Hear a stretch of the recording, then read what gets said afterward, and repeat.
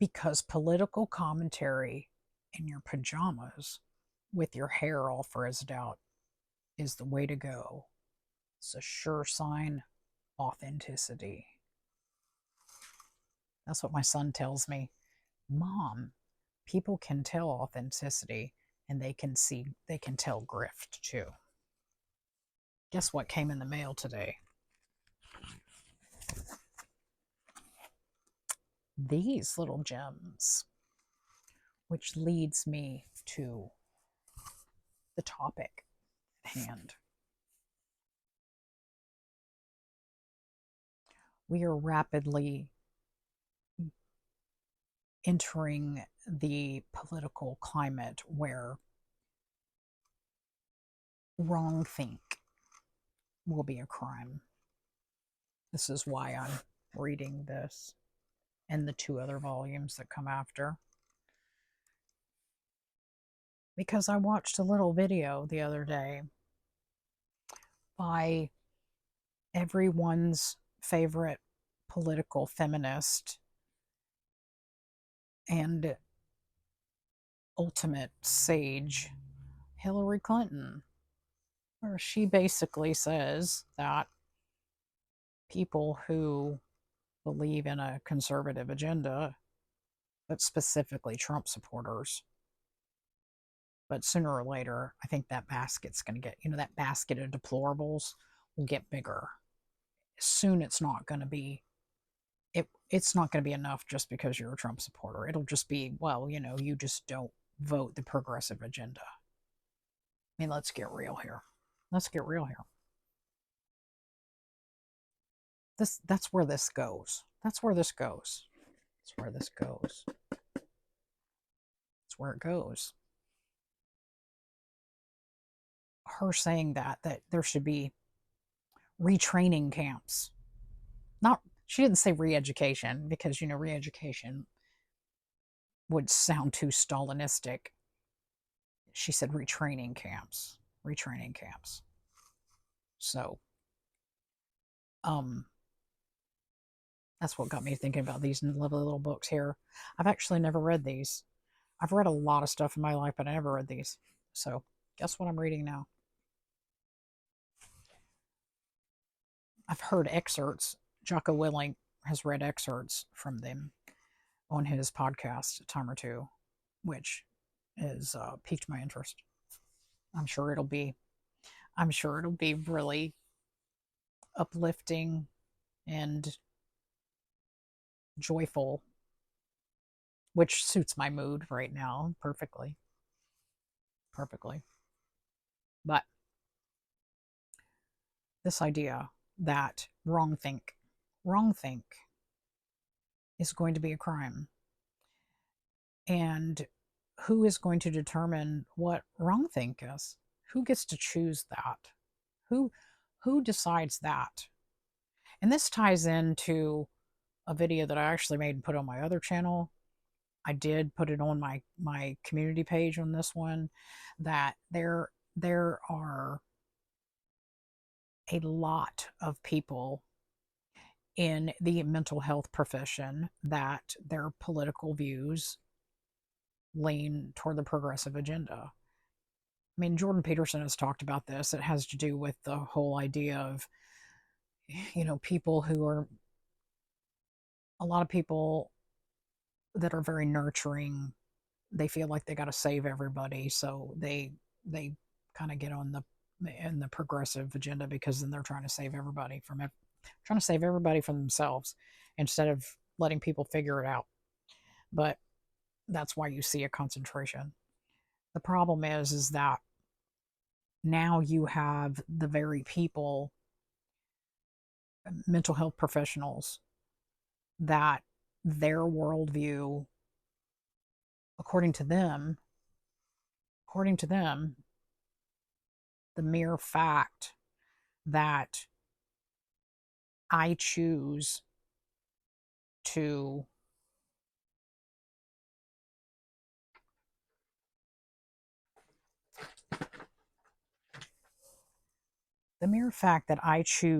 own the thing that this is an accessory for,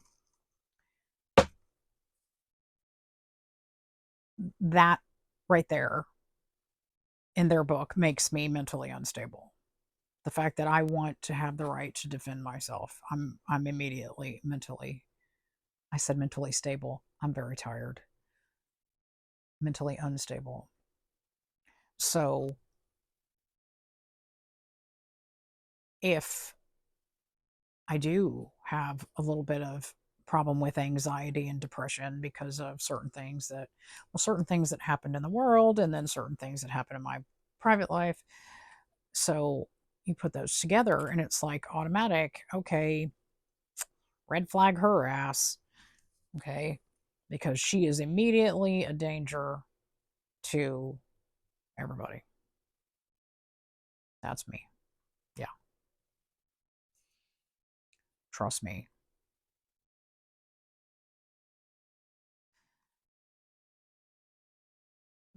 The biggest person that I pose a danger to is probably myself right now, just because I don't give a big flying fuck about much of anything.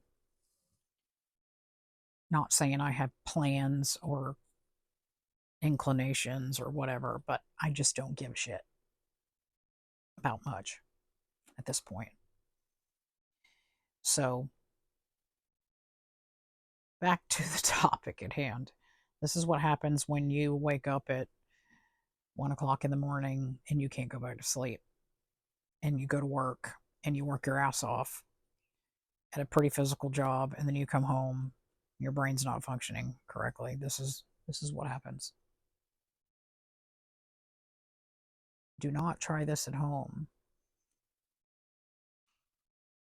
So, who gets to decide what's the right way to think and what's the wrong way to think? I mean, according to some people, the very fact that I refused the you know what's that you got in your arm, that made me, in their books, mentally unstable. The fact that I choose to preserve my right to defend myself, that makes me mentally unstable in their book. The fact that I have certain viewpoints on hot button progressive agenda items, that makes me, in their book, that makes me unstable.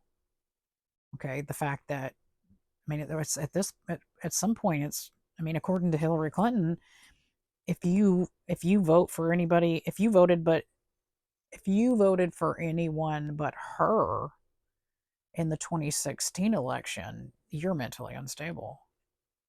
But yet we have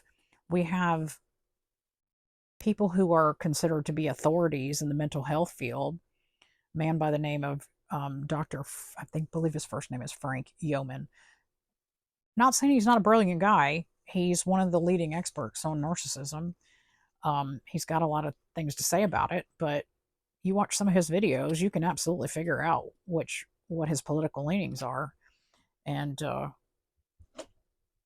but he doesn't ever see he he I never see him calling out Hillary Clinton, even though she's proposing putting people in retraining camps because they don't think correctly. How is that not pathologically narcissistic? I don't know, but I've never seen a single interview with him where he's calling that shit out, but he is constantly calling out Donald Trump. Not that I'm a Trump worshiper, because I'm not. Here's the thing, people. I'm not an anybody worshiper. I'm not. I am a I'm a doubting Thomas, especially now after my little escapade with the narcissist that, those of you on this channel, you know him. He's, in my opinion, of course, my opinion, that he's a narcissist, pathological narcissist, in my opinion, possibly with some antisocial personality traits in there too, in my opinion. Um, After that little escapade, oh, I I question everybody's motives. Everybody's motives get questioned. everybody. I am forever seeking the hidden meaning in everything now. There's two people on this earth who if they tell me something, I'll pretty much take them at their word, and I won't read into what they're saying. And I gave birth to both of them. So there you go. Everybody else, what you say, what you do, what motivates you is suspect. Because I learned that lesson. Oh, yes, I did. Oh, yes, I did. I learned it. Don't take anybody at their word, because you just never know how long somebody can maintain a lie. Years, evidently. Years and years and years in the making. But, so Donald Trump, okay? I mean, let's get real, people. You don't get to a point of success in business that he's gotten to without being uh, egotistical and probably narcissistic, because that's a dog eat dog world, and it takes that kind of viciousness and mercenary nature in order to be successful. Okay, I'm not a worshiper.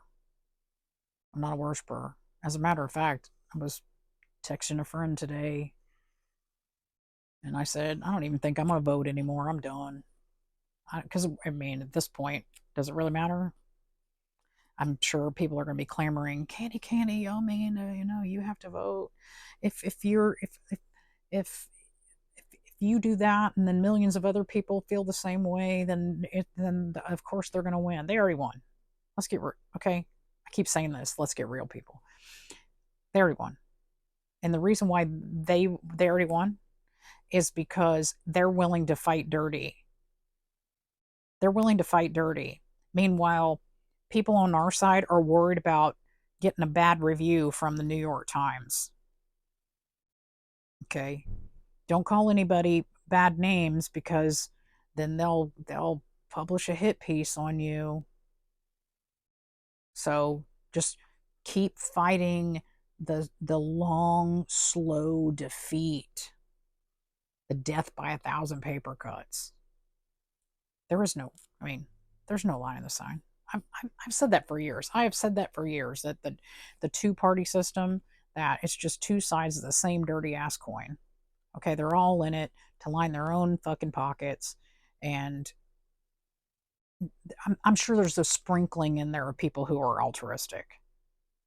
Just because law of, statistics, there has to be somebody's got to be on the, you have the center where the big thing is, and I'm just blanking on the words. Even I took advanced statistics. I had to from graduate school, and right now my brain is mush.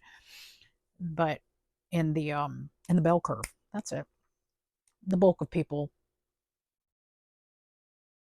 fall within the big part of the bell curve, but there's always somebody on the tails. So there's got to be a few politicians in Congress that actually are genuinely honorable and altruistic, just because statistically speaking, there would have to be. So, but I think they're few and far between. So I've been rambling enough, but when the very people that are going to be making the decisions of whether or not you or me, Joe Citizen, are being classified as mentally stable, mentally unstable, when the bulk of those people have certain very, in my opinion, radical, progressive political leanings, if they're the ones making the decisions, how do you think they're going to decide? How do you think they're going to decide?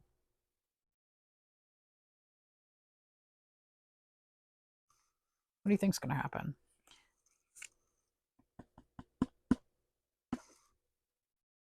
Why do you think the majority of people, the characters in this book, why do you think that they were put in the gulag?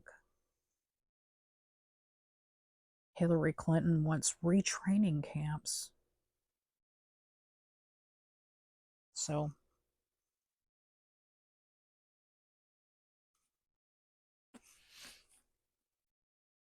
but you know me. I'm just, I'm just somebody's crazy ex-girlfriend. I am. My opinions have no validity at all. I just call it like I see it. Call a spade, even when that spade is myself. Oh, yes. So, might want to pick up your own copy. Get the audiobook if you don't like to read. I'm trying to reclaim my ability to read. I lost it about 2 years ago. I used to I used to eat literary works like this. I would devour this in about a week until they blew up the world for us and put us in locked us down and everything, and that kind of really, I'll own it, calling a spade, fucked with my head. So somewhere in there, along with the depression and anxiety, I lost the ability to read, to be able to attend long enough to read a book. For somebody who's been reading voraciously since she was 6 years old, I could probably build a library with the books that I've read in my lifetime if I could catalog them all. I don't even remember all of them. I've read so many. I would know it if I see a book, I'll know if I've read it. I'll tell you that. Thousands upon thousands of books I've read. And then suddenly I'd lose the ability to read. But I'm going to force myself to read this one. I figure if nothing else, my life will seem cheery and delightful in comparison. And maybe that's what I need right now. It's just a little bit of contrast. Peace out, people.